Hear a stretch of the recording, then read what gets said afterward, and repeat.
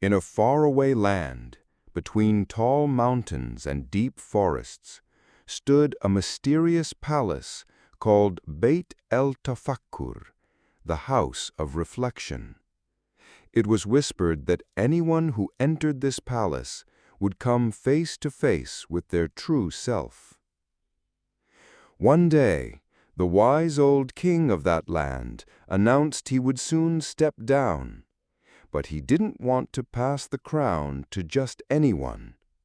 Instead, he declared, "Whoever believes they are worthy of leading the people must enter the House of Reflection.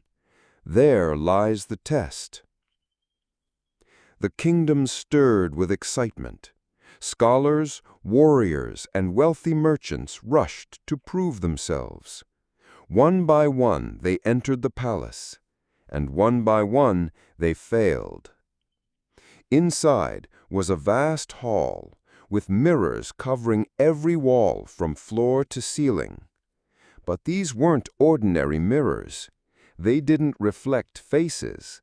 They reflected hearts. A rich merchant entered.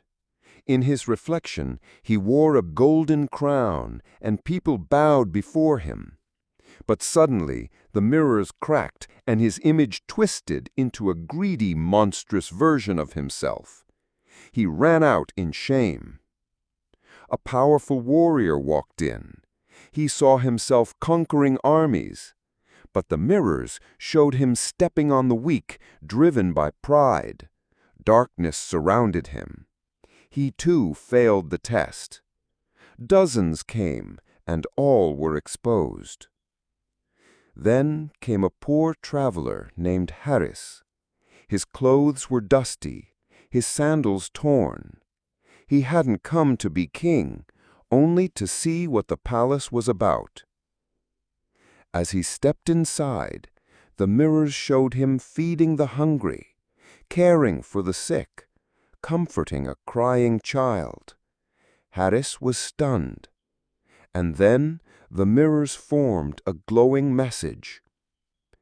The one who forgets himself for others is the one worthy of leading them.